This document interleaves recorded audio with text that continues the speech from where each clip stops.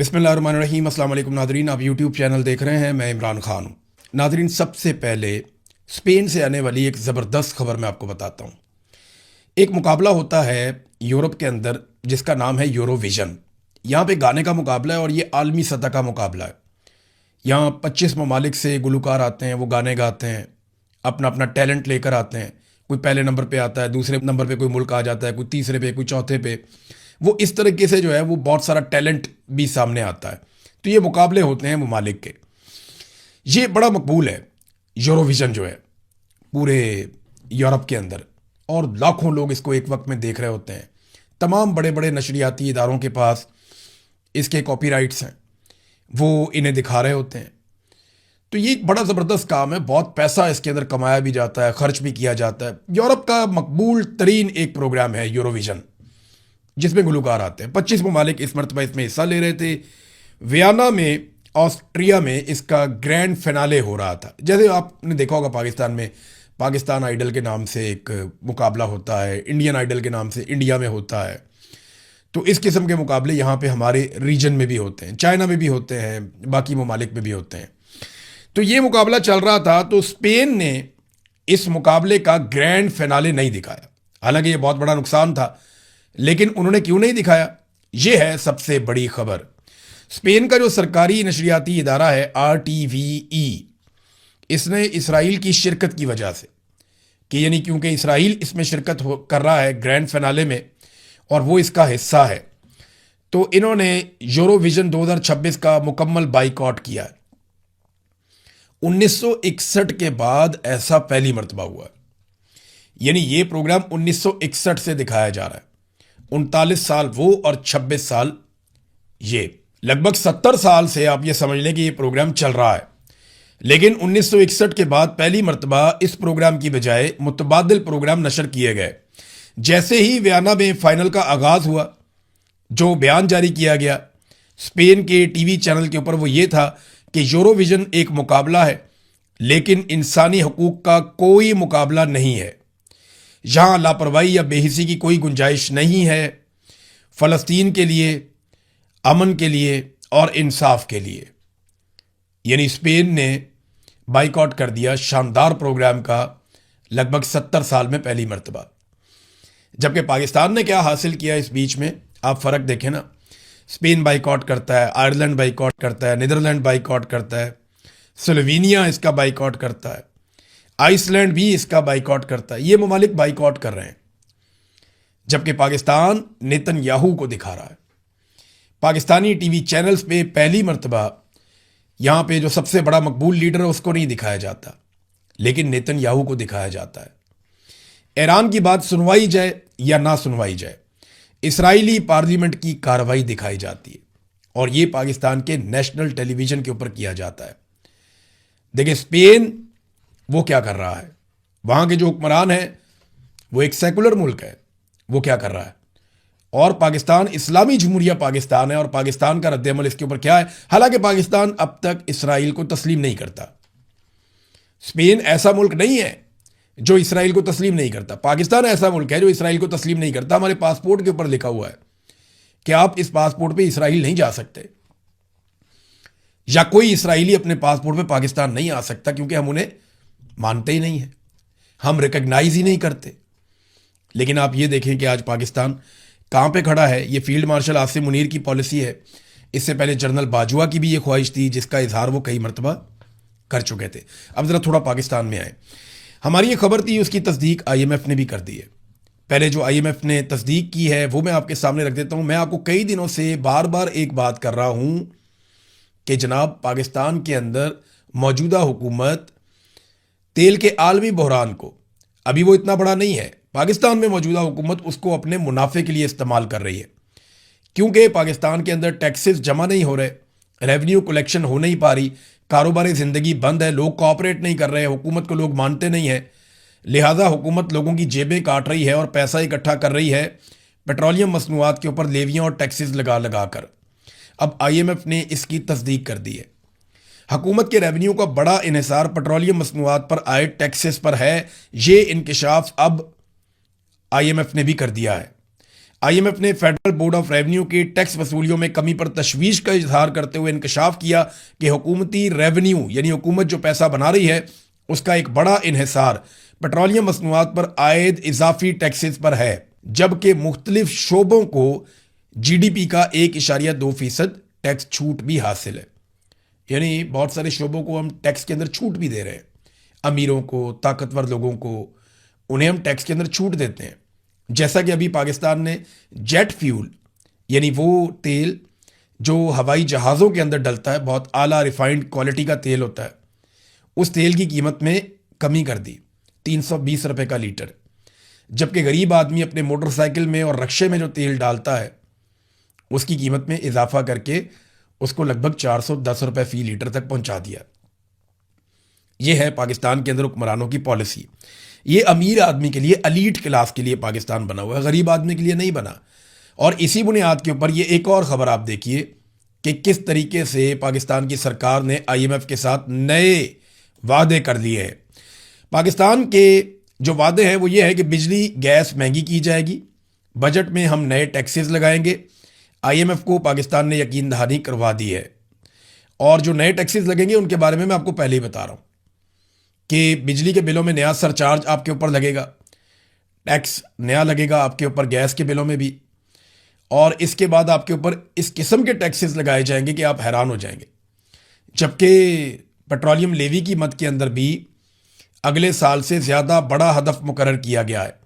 आलमी मंडी में तेल की कीमतें जितनी मर्जी कम हो जाए, मौजूदा हुकूमत जंग का बहाना बनाकर या कोई ना कोई बहाना बनाकर अवाम की जेबें काटती रहेगी। ये मैंने आपको पहले बताया था।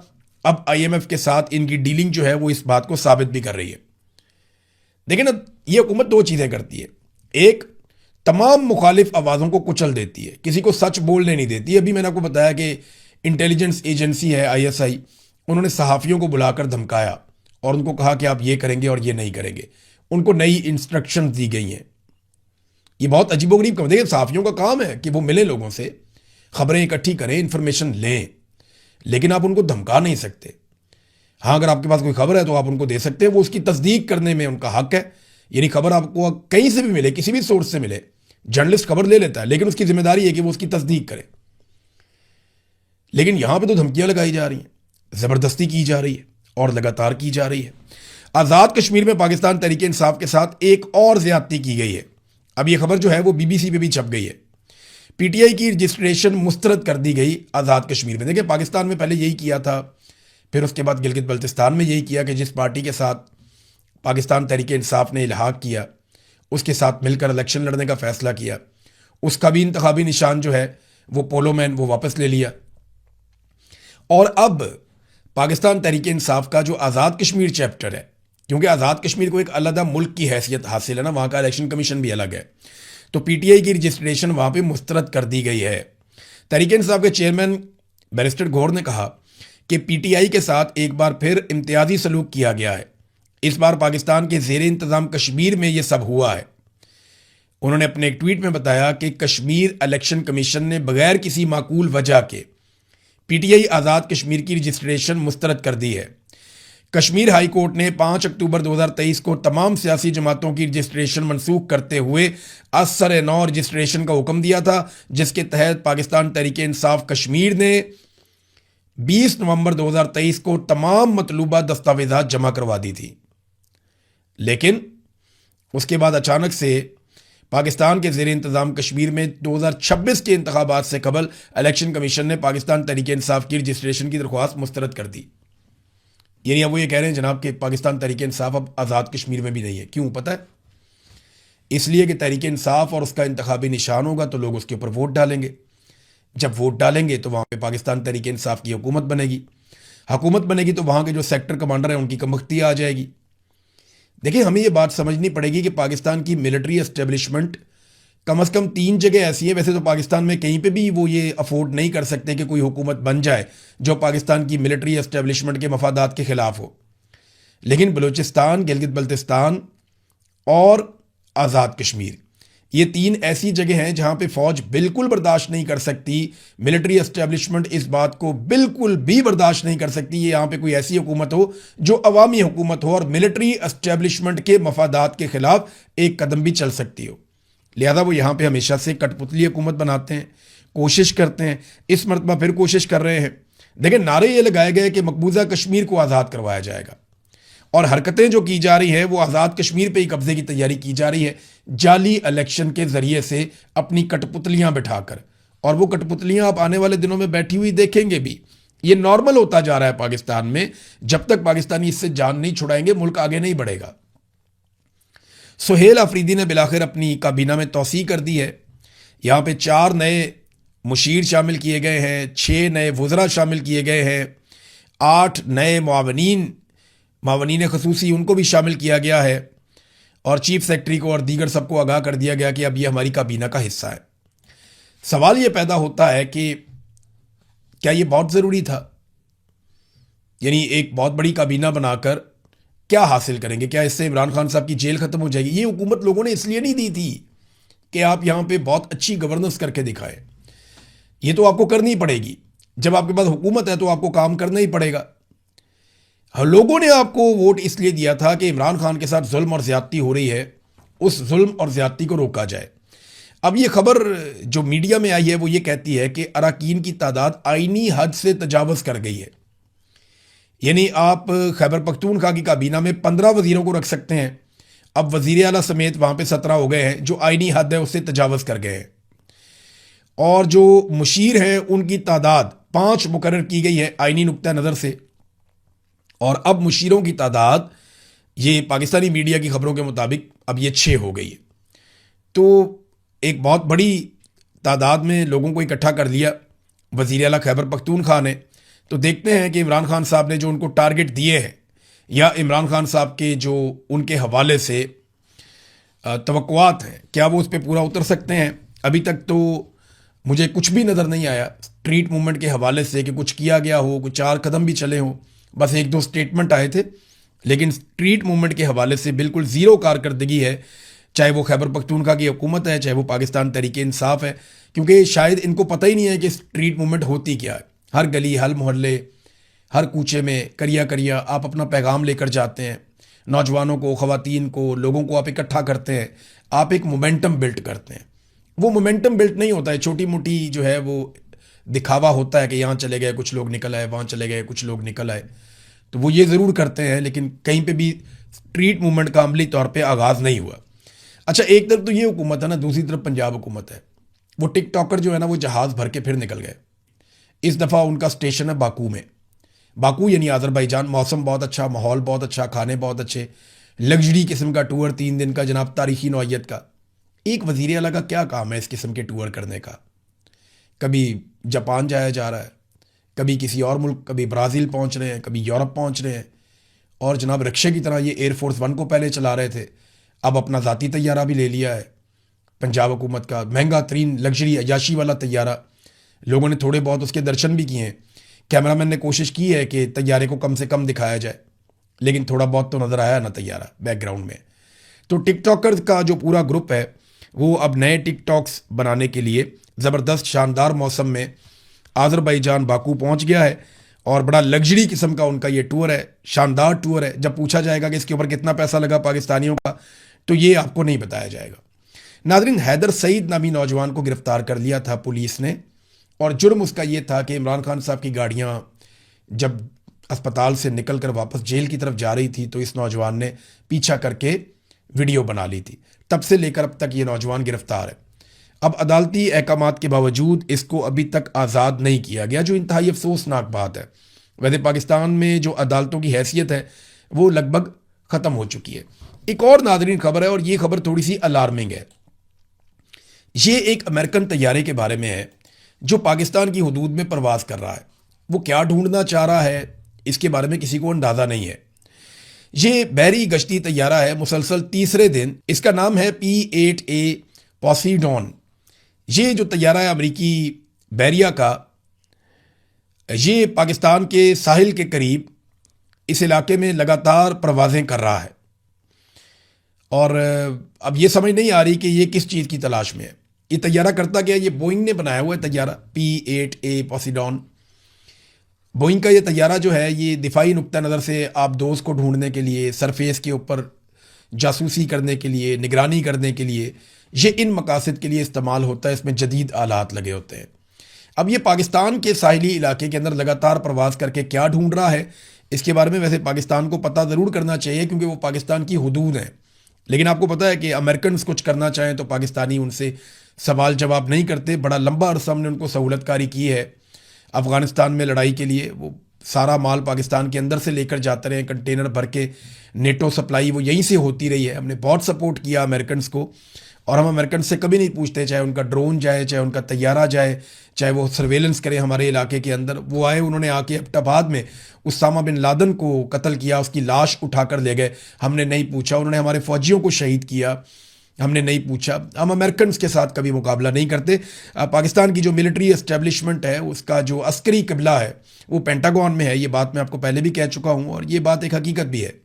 CNN ने नादरीन एक खबर की तस्दीक की है। मैंने आपको पहले बताया था कि डोनाल्ड ट्रंप को चीन से कुछ नहीं मिला, तो CNN ने भी यही कहा कि चीन में ईरान के मामले पर कोई पेशरफ्त नहीं हुई है, अमेरिका को चीन से कुछ ऐसा नहीं मिला, और डोनाल्ड ट्रंप की बेसब्री लगातार बढ़ती चली जा रही है। और तेहरान पर दबाव डालने के लिए मज़ीद फ़ौजी हमलों पर इस वक्त डोनाल्ड ट्रंप गौर कर रहे हैं। यहाँ डोनाल्ड ट्रंप का एक स्टेटमेंट भी मैं आपके सामने रखना चाहूँगा। ट्रंप ने अपने ट्विटर के ऊपर एक दो ऐसे स्टेटमेंट दिए हैं जो मैं आपको दिखा देता हूँ। नंबर एक तो ये कहा डोनाल्ड ट्रंप ने कि इट वाज द काम बिफोर द स्ट्रॉम, कि ये उर्दू में एक कहावत है, वो कहते हैं कि ये खामोशी किसी आने वाले तूफान का पेश खैमा है। तो ट्रंप ने कहा इट वाज अ काम बिफोर द स्ट्रॉम, कि तूफान से पहले का ये पेश खैमा है, ये खामोशी, तो कुछ होने वाला है। ये डोनाल्ड ट्रंप ने धमकी लगाई। उसके बाद कुछ इस तरह के ट्वीट्स जो वो चीन जाने से पहले कर रहे थे, जब उनकी उम्मीदें कम थीं, वो डोनाल्ड ट्रंप ने किए थे। अब दोबारा से डोनाल्ड ट्रंप ने धमकी भी लगा दी है, अगर ईरान ने जंगबंदी का मुआहदा ना किया तो समझो उसका बहुत बुरा वक्त शुरू हो गया।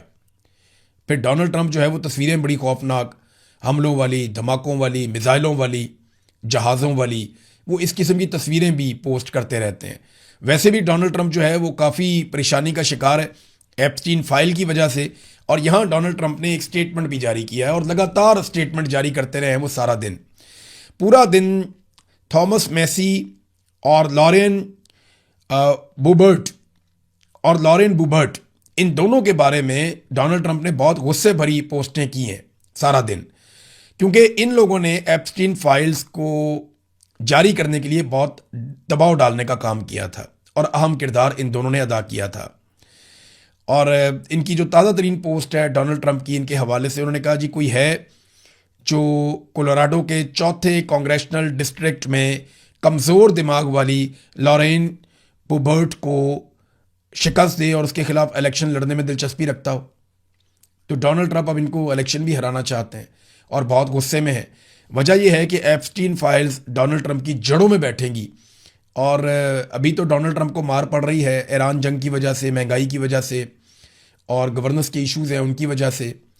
लेकिन जैसे ही इलेक्शन करीब आएगा, चाहे वो मिड टर्म इलेक्शन है, चाहे वो नेक्स्ट इलेक्शन है, तो आप देखेंगे कि एकदम बड़ी शिद्दत के साथ एप्स्टीन फाइल का मामला खुलेगा और रिपब्लिकन्स के मुकाबले में डेमोक्रेट्स इसको बड़े पैमाने पर इस्तेमाल करेंगे और पूरे अमेरिका के अंदर मीडिया पे ये मेन खबर बन जाएगी। ये आप देखेंगे होता हुआ। जब ये होगा तो मैं आपको याद दिलाऊंगा कि हमने आपको पहले बताया था और ये होना है अल्टीमेटली। तो डोनाल्ड ट्रंप का गुस्सा जो है वो भी अब दिखाई दे रहा है। ट्रंप एडमिनिस्ट्रेशन यूएई पर दबाव डाल रही है और लगातार दबाव डाल रही है कि ईरान के खिलाफ जंग में वो अपना किरदार बढ़ाएं। और ईरान का जो एक स्ट्रेटेजिक असासा है जजीरा लावान, उसके ऊपर कब्जे के लिए दबाव डाला जा रहा है। ये टेलीग्राफ ने दावा किया है कि ये अब बहुत बड़ा दबाव डालने की तैयारी हो रही है कि यूएई कब्जा कर ले लावान के जजीरे पर, और जो लड़ाई की शिद्दत है उसमें ज़्यादा खुलकर सामने आए यूएई। और ये ट्रंप की एडमिनिस्ट्रेशन दबाव डाल रही है। टेलीग्राफ ने इस चीज़ को रिपोर्ट किया है। नाजरीन, एक और वाकया हुआ अमेरिका में, इसकी वीडियो मैंने देखी और ये एंटनी ब्लिंकन है। अभी मार्को रूबियो इस वक्त सेक्रेटरी खारजा है अमेरिका के, सेक्रेटरी ऑफ द स्टेट, वजीर खारजा। इनसे पहले एंटनी ब्लिंकन थे जो बाइडन के दौर में। वो एक पार्क के अंदर वॉक कर रहे थे अपने बच्चों के साथ, वाइफ के साथ, तो उन्हें एक खातून ने रोक लिया और उन्होंने एहतजाज करते हुए कहा कि आपके हाथ पर आपको कैसा लगता है कि 5 लाख बच्चों का खून है। पहले उसने कहा जी मौसम कितना अच्छा है, सब कितना अच्छा है, तो उन्होंने जवाब दिया, फिर कहा कि आपको कैसा लगता है कि आपके हाथ पर 5 लाख मासूम बच्चों का खून है। तो उन्होंने कहा मैं अपने बच्चों के साथ हूँ। तो उसने कहा रियली, तुम्हें बच्चों का फिक्र है? क्या तुम्हें सिर्फ अपने बच्चों का फिक्र है? क्या तुमने 5 लाख बच्चों का कत्लेआम नहीं किया? क्या तुम उसमें शामिल नहीं हो? तो मुझे अफसोस होता है तुम्हारे बच्चों के लिए कि ये बड़े हो जाएंगे और फिर ये पढ़ेंगे जो तुमने किया है। तो ये हुआ पार्क के अंदर एंटनी ब्लिंकन के साथ। तो अमेरिका जैसे मुल्क में देखें लोग कैसे खुलकर अपनी राय का इजहार करते हैं।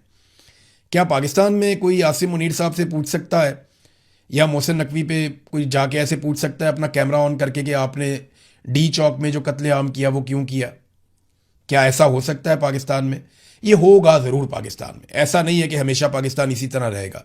पाकिस्तान को आगे बढ़ना है क्योंकि मिडिल क्लास अब अपनी जगह आहिस्ता आहिस्ता बना रही है। लेकिन लोग मायूस हो जाते हैं, उन्हें लगता है कि बात ख़त्म हो गई, गोलियां चल जाती हैं, ये हो जाता है, वो हो जाता है। नहीं, आप लोगों के दिमागों के अंदर झांक कर नहीं देख रहे, गली मोहल्लों की डिस्कशन नहीं सुन रहे, आप किसी किसान से नहीं पूछ रहे कि वो क्या सोच रहा है, आप किसी मेहनत कश से नहीं पूछ रहे कि वो क्या सोच रहा है। जो पाकिस्तान की मिडिल क्लास है उसके दिमाग में क्या चल रहा है आप ये नहीं सोच रहे। आप सिर्फ ग्राउंड के ऊपर जो सामने सामने चीज़ें नज़र आ रही हैं वो देख रहे हैं। लोगों के अंदर एक लावा पक रहा है और लोग जानते हैं कि उनके साथ क्या हुआ और किसने किया। ये पाकिस्तानी अपनी तकदीर पा लेंगे। याद रखिएगा, एक दिन आएगा चीज़ें पाकिस्तानियों के कंट्रोल में आ जाएंगी और एस्टेब्लिशमेंट उस दिन आपको ढूंढने से भी नहीं मिलेगी। ये होगा एक दिन, मैं याद दिलाऊंगा आपको। नादरीन, अब तक के लिए इतनी खबरें काफ़ी है मेरे ख्याल में। नेक्स्ट वीलॉग में मिलते हैं। अपना ख्याल रखिएगा, अपने इस चैनल का भी। अल्लाह हाफिज़।